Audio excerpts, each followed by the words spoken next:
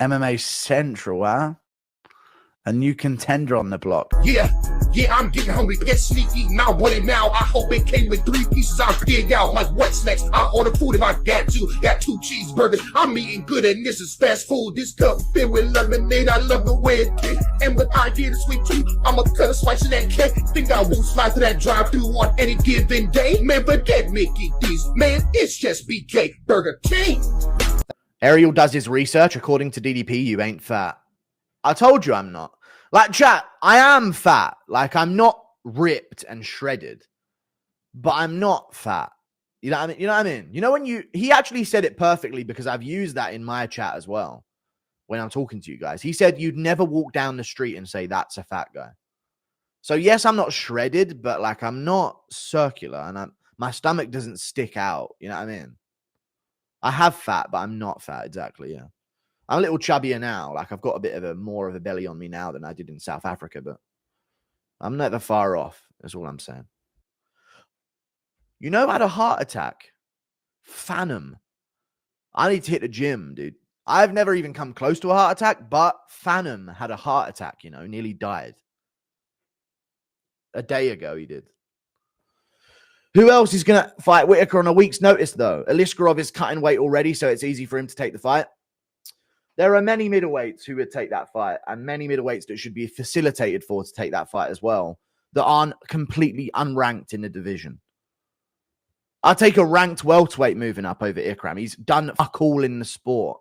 He's done zero about the sport. He's done absolutely zero in the sport.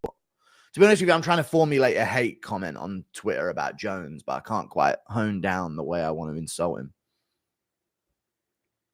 Brendan Allen deserves the Whitaker fight. He absolutely does. There's so many better options for it. Delidzi was literally getting ready to fight Vettori, and now Vettori's out, and they just don't give it. I know Delidzi's coming off a loss, so it's a little different, but there's got to be other options that aren't unranked. Come on, man. What would have happened if RDA didn't pull out against McGregor? Connor's legacy would have been way different. Dude, the RDA fight was always a tricky fight for McGregor, you know, because RDA's forever had a decent chin. Whereas Alvarez is like, you know, it is what it is. Alvarez was always a little bit chinny, and I always felt like he would lose. Or I actually felt like Alvarez could win still. You know what I mean? Tagir's just a massive flyweight. He is. He's actually, I think he's like 5'9", 5'10", which is insane for a flyweight. He's actually Roy Val sized, right? But a little more muscle bound than Roy Val is. Roy Val's got soy, fat, lean genetics, like Diaz genetics, you know? I felt bad. You know, Roy Val's reacted to my channel once as well. I literally built like a bunch of Roy Vals as an insult, and he fucking put it on his Instagram story once. Roy Val got that tofu build, yeah.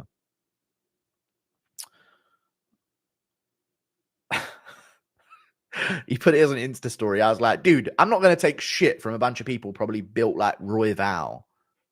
He put it on his Insta story like with a fucking face palm. Like, come on, bro. Roy Val should hop on roids. Yeah. Can I tell you guys, you know, once I started wearing the beanie on YouTube, yeah, you know, I started wearing it in real life for a while. I don't know why, but I started wearing it in real life. I have no idea why. I know exactly why. Basically, yeah, there was a time, yeah, when I was about 19, 20, when I first started putting the beanie on for YouTube. And I started wearing it in real life. And I know bad hair, but also, yeah, I was going through life, yeah. I was a bum working a shit job, yeah. I think I was getting paid $1.5 grand a month, which is 18K a year, 40 hours a week. And I was shit clothes, no nice trainers, no nothing, looking like shit, yeah. So I actually wore it because I was scared of someone from school recognizing me, you know. Isn't that crazy? Not scared, yeah, but I was like, God, please don't let someone recognize me now, because they might never see me for 5 years, and then that's the version they know that they'll tell everyone. You know what I mean? It's kind of a weird thing that I had going on, because I was like, dude, I don't want people to see me, dude. Because I went to a school in sixth form that was like, they were all rich kids, and I wasn't. You know what I mean? So they all went on to uni and did this and that. And then they got out of uni, and I'm like a bum on a bus I had like a beanie on like God, because I used to be around a lot of people. They would get on the bus from school and shit. So I was looking away and shit like, shit, don't recognize me, dude. I'm a bum right now. Nobody cares about you that much. I know, but I cared. You know what I mean? I cared. I just didn't want, you know, when someone meets you for the first time in a long time, they always like, what happened to him? And then they see you. I was like, I didn't want them to think, oh, this guy's still a bum 3 years after, 3 years after sixth form. What's your favorite beef/incident in the Guruverse? I don't know. I like the aerial ones. They were really good. But the Jones one I was very proud of, because the Jones video chat was the first video outside of the Adesanya one. I actually like the Adesanya one. You know what? The Adesanya saga, I genuinely felt like an out-of-body experience during that, you know. Die-hard MMA fan, expose him for it, making all the rounds in the MMA news. Celebrities are commenting on the shit, like making like comments like holy shit from like a proper famous person on Twitter, like mainstream famous. And then at the press conference, Strickland brings it up. There's people in the crowd like, what do you think about this of Izzy? And it's just like, what? I've done this. I've single-handedly done this in a way, you know? Because it happened during fight week, exactly, left lane. If the Jones one happened during fight week, shit. Holy shit, if the Jones one happened during a fight week. Oh my God, if that happened during a fight week, dude. That would have got probably 1 million. Jesus. You should have saved it. Nah, it's too late to save, because you know what? The video was out of the comedy club, and if I would have saved it, I might have not been the one to do it, because it was out, and I was like, dude, I just got sent this. They're definitely sending it to other channels. I'm jumping on this. No Jones. Save it. Yeah. Defo took a couple months off Ian Gary's life. Dude, did you see Musical? Was it you that even sent me this?